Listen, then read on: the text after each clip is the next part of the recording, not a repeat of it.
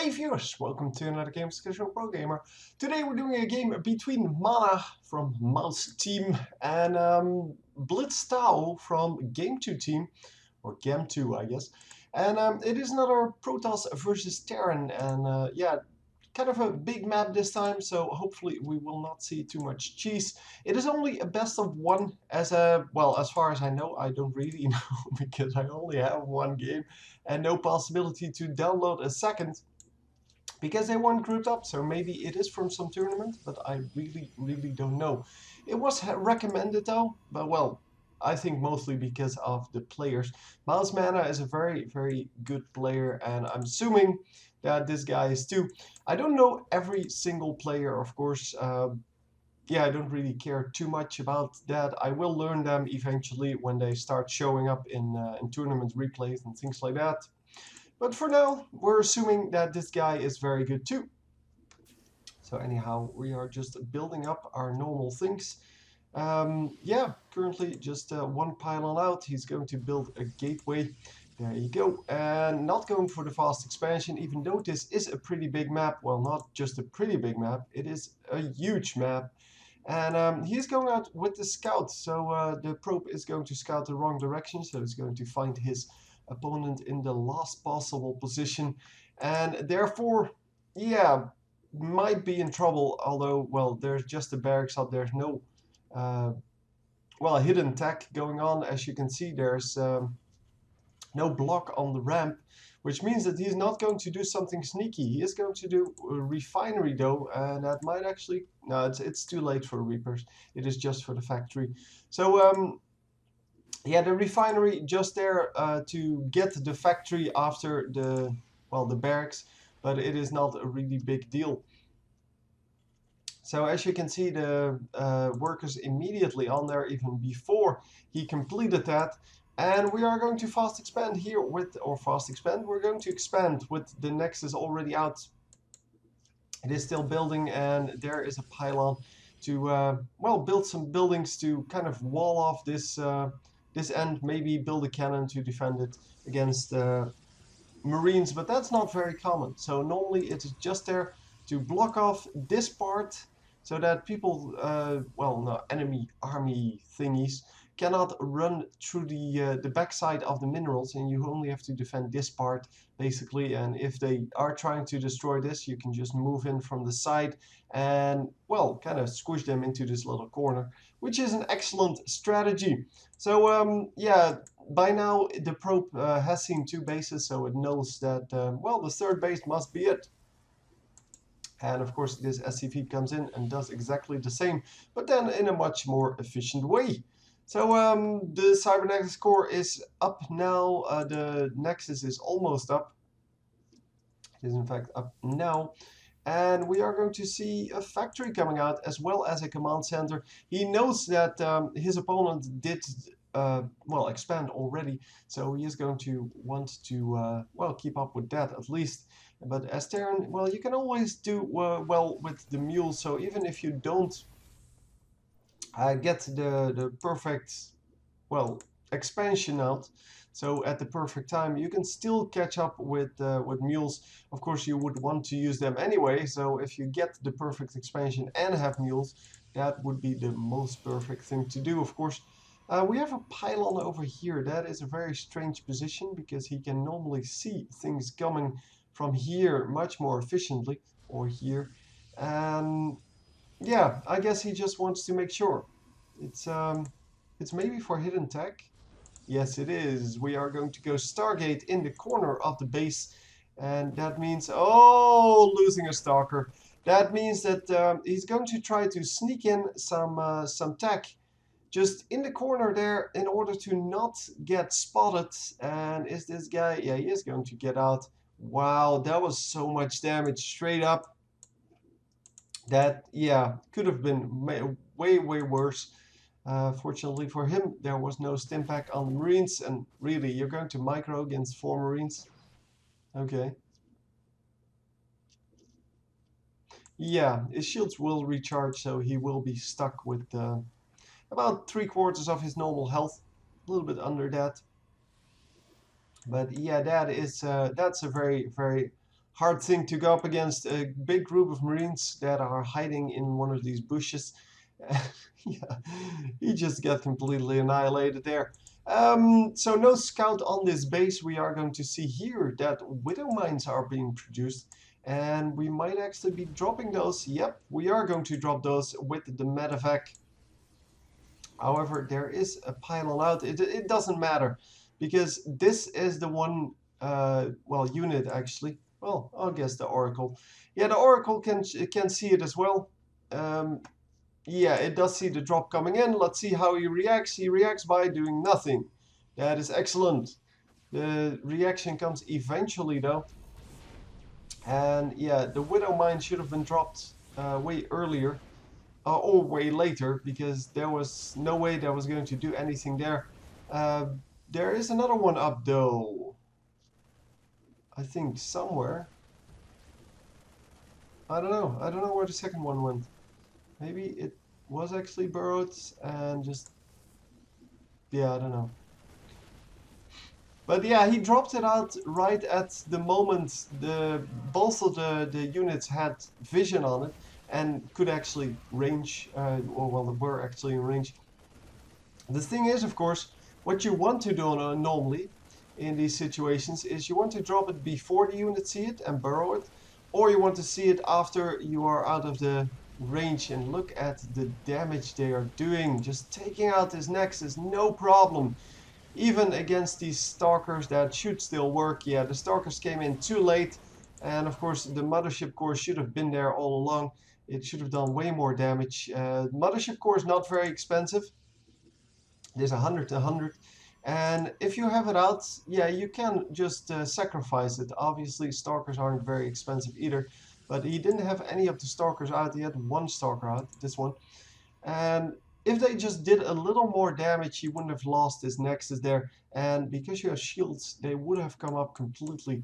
So, yeah, that was a very, very good attack from BlitzTao here. Who just, yeah, took a big lead, I believe. There you go. Losing 400 less minerals. And that is, of course, the cost of that. Wow, we're going carriers, by the way. The cost of that Nexus. So carriers coming out, and does he have the air researching? No, he still has to upgrade anything to do with air. And I think this Terran player is not going to be surprised by this. I mean, he is going to be surprised that there are carriers coming out, but it is not a big deal that he has air units, because I think that got spotted by that drop. Pretty sure, at least. We are going to go once again, this time with 2 Marauders, 4 Marines, and well, yeah, it is going to get spotted obviously by this observer. It's going to see it coming in. So skirting all around the map here. There is a huge army waiting for it, by the way. So yeah, the pylon is going to get taken down, and no, it is actually still at full HP, no shields though. And if you can just, yeah, sneak a few more shots in. Yeah, that did not work out for the pylon. Obviously, without blink on your Stalkers, there's not a whole lot you can do about that. You're not going to drop your own units over that edge, because, well, that would be way too risky.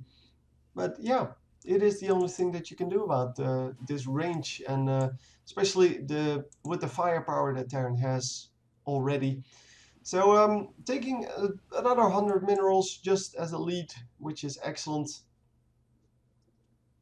And wow, we are going to get a sneaky Nexus. So much sneaky play here from our Protoss player. Protoss player is trying to get his interceptor count up, obviously, and he is going to build 3 carriers for now.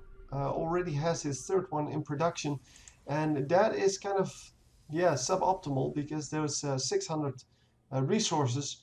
Normally, yeah, you could use them for something else, but it doesn't matter. He has 2 in production. He has plenty of resources. So we'll have 4 of these carriers out by the time the next attack comes in. Well, no, just after the next attack comes in.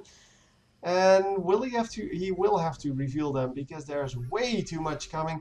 And yeah, these Marauders are going to be completely useless against this. But will it be enough? Yeah, well, it will easily be enough. The damage done by the Stimpaks will actually be enough to hold that off.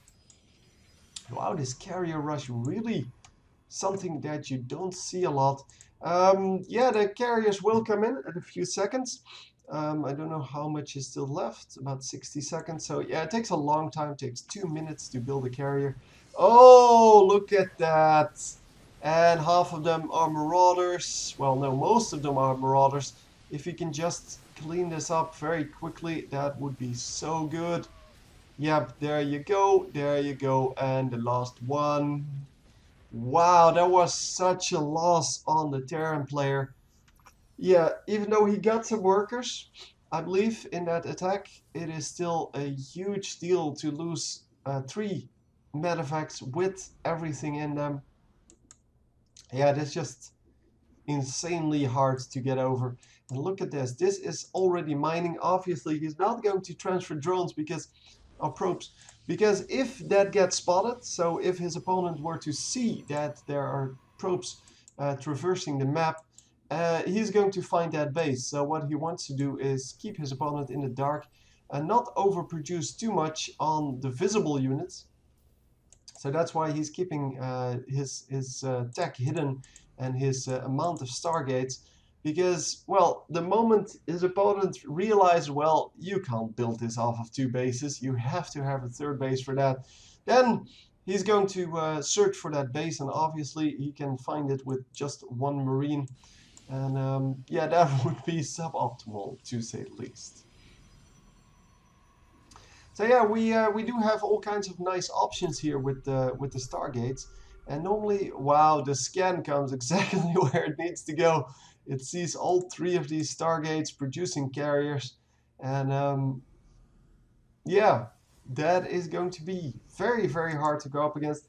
Obviously, he can also scan this, because if you scan over here, you will see this pylon, maybe even this nexus, and you will see whether there's a base up here. So he needs 2 scans to basically, well, rule out 4 bases. And then, well, you can also send this Marine. Obviously, now he realizes there's no way he can do that with just the 2 bases. So he doesn't know that there is a 3rd base, and he's going to find it because, as I said, it only takes a Marine to actually find this. And another base is coming up. This is such risky play because there's no way he can defend these bases. The probe is going to go down. There's no defense here. So this Marine might actually just be able to pick off this entire base unless there is something to help out. Yeah, 1 Zealot is being deployed. Eventually the Marine did get taken out by all of the probes though. So yeah, not enough micro, but he didn't intend to do anything with that. The whole point of this was to get that base up and to keep it up. So yeah, that's why he sent 1 Zealot, because 1 Zealot is good enough to defend it for now. Because if there's a huge attack on this, so if he extends with like 2 dropships, then obviously this is going to crush the Terran player. So there is a base up here as well, but it is still building, and well, the next command center is coming up. This one does have enough workers. It's fully saturated. But yeah, this is of course the thing we want to worry about. So many interceptors. He has 8 carriers now. 8 carriers. Not all of them are fully upgraded with interceptors. So this one still needs 3. The rest all have full now. Well, they lost a few, but that is quite alright. Oh, the Storm's doing so much damage. And a little bit of damage done on the Zealots as well. But the Zealots are just there to block the units from running in. So much damage from the carriers and from the Storms. Just insane. One of the carriers goes down though. You might want to, yeah, watch out a little bit, because those are expensive. Especially if they have the full interceptor count, because those are extra minerals, of course, that you lose. Of course, it's only 200 minerals, but still, all in all, you lose like 350, 200 or something like that, 250. Yeah, this is not good. Loses all of the carriers. Yeah, carriers are only good if you can protect them, and I think he overbuilt a little bit there on this carrier fleet because he didn't have anything to protect them. The uh, Archons would have been good. Of course, more Stalkers would have been awesome. But yeah, now the Terran player took over the initiative once again. He has plenty of Vikings to deal with those air units, and of course the Marines can also focus those. It's just the Marauders that are stuck defending the ground. For the rest, yeah, I think the Terran player has a better army now. So the army composition with just carriers was just not good enough, and he didn't even retreat them at the moment they kind of all got killed. So yeah, he knew that that was over, that fight, and obviously that is not something that you would want. So we are going to go in there now with three medevacs full of units, and this is going to take out both of these bases as well as all of the workers that are, well, in these bases. And yeah, in the meantime, he did, well, get some carriers over here. They're going to recall back to the base. Did he recall them in there as well? Might actually have done that. No, no, no. He still has 20 left. There's no way that stacked up that easily. And yeah, this attack was anticipated, obviously, because, well, that's why he recalled everything. He recalled them because he knew the next attack would come in his main base because, well, the Terran player would think, well, there's nothing there anymore. Obviously, since these units weren't defeated, they are going to take out this second base. No? Oh, he wusses out. Oh, the entire worker population is going to another base, though. So, not really concerned with that, and they're going here. So, yeah, now he has some Archons to actually block. It would have been better to get Stalkers, obviously. Look at the amount of damage. Ugh. So much damage on both teams. Yeah, the fleet of Vikings here really needs to watch out, though. And if they can't make it work, if they can't go up against these carriers, but instead get picked off by, well, the carriers and, well, the other anti-air units, then yeah, you will have some trouble because carriers are really, really strong. And do we have snipes in here? I think we have ghosts in here. Yes, there are ghosts in here. That explains why that first Archon melted so quickly. Yeah, the Archons, of course, logical follow-up when you have High Templar. And that is why he went for the EMP. And snipe, of course. Well, you get that for free. The EMPs and snipe, they a sniper round, I guess. They are so effective against Protoss players. Just like a lot of the Terran stuff is kind of built to go up against the Protoss players. Both of those bases in the top left have been taken out.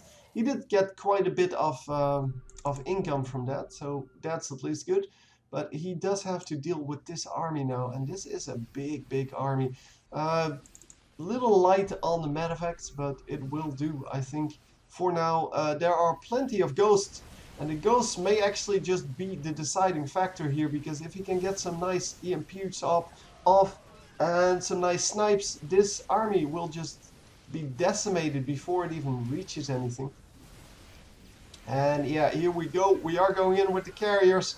The carriers might actually just be, well, the last targets, and they are indeed the last targets. Yeah, look at the damage done. That is just insane. There's really nothing that can go up against this. And this is all the Vikings' fault. Of course, with the, well, he had 5 Vikings out. 5 Vikings against 1 carrier every time will just take out like a quarter of its HP. And of course, he still has all of those ghosts and, well, a couple of Marines. And yeah, the GG comes in, just too much damage. In my opinion, he overspent on the carriers, because this could have actually worked out perfectly. If he didn't overspend on the carriers, he went for 3 Stargates based on the maximum he could produce with the 3 bases he had. And kind of, yeah, didn't have an army of, well, ground stuff to keep the armies away, or the troops away from that carrier fleet. Obviously, the blue player here, Mr. BlitzTao, did a very good job of just, well, picking the right units to go up against this. Snipers, a really good choice once he saw those storms, because they're awesome against the High Templar themselves. They're also very, very, very good against the Archons that you can make out of those. Um, yeah, really not a whole lot you can do if you're MaNa here, but yeah, well, that is the way it goes sometimes. Hope you enjoyed, and I will see you next time. GG.